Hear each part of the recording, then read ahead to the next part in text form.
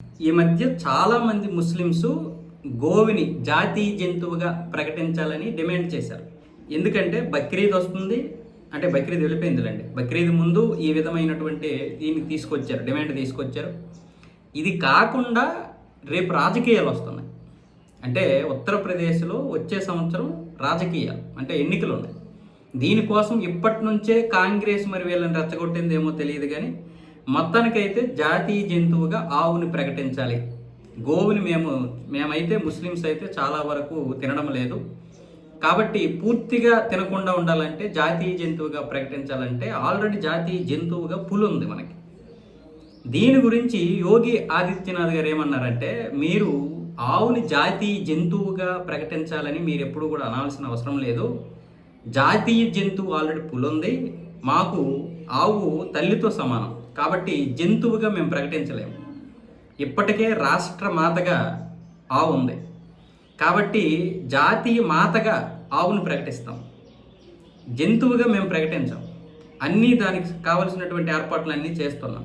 మీరు ఇక్కడ దీని గురించి కొత్తగా ఏదో ప్రేమ వచ్చేసినట్లుగా ఇప్పుడే ప్రేమ పొందుకొచ్చే విధంగా మీరైతే మాట్లాడాల్సిన అవసరం లేదు. ఎవరు ఏ రాజకీయాలు చేస్తున్నారో మాకు తెలుసు అని నిన్న యోగి ఆదిత్యనాథ్ గారు స్పష్టంగా చెప్పేశారు. మీరెందుకు ఇక్కడ జాతీయ జంతువుగా ప్రకటించాలని ఎంత డిమాండ్ చేస్తున్నారు? మేము ఎప్పుడు గోవుని మాతగానే చూసాం.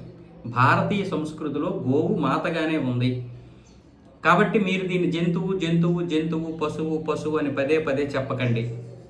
పైగా ఇక్కడ ఉత్తరప్రదేశ్లో కాదు, చాలా రాష్ట్రాల్లో నిషేధం ఉంది, గోవుని చంపకూడదనే నిషేధం ఉంది. మళ్ళీ కొత్తగా మీరు ఎందుకు దీని గురించి ఇచ్చేస్తున్నారు? పైగా మన ఉత్తరప్రదేశ్లో రాష్ట్రమాతగా ఉంది, రాష్ట్రమాతను చంపుకోం కదా మనం. ఇక్కడ అలాంటివి ఏం జరగట్లేదు కదా, మరెందుకు మీరు డిమాండ్ చేస్తున్నారు? ఇక్కడ రాబోయేటటువంటి ఎన్నికల కోసం ఇప్పటి నుంచే అందరూ పనిగట్టుకొని ఈ విధానమైనటువంటి దీనికి తెరలేపారు. ఆ విషయం యోగి ఆదిత్యనాథ్ తెలియదా? మనమే మొదట అనుకున్నాం. ఇక్కడ రాజకీయాల కోసమే వీళ్ళు దీన్ని ఇప్పుడు జాతీయ జంతువుగా ప్రకటించాలంటున్నారు. జాతీయ జంతువు ఆల్రెడీ పులి ఉంది కదా, మళ్ళీ ఎందుకు జాతీయ జంతువు?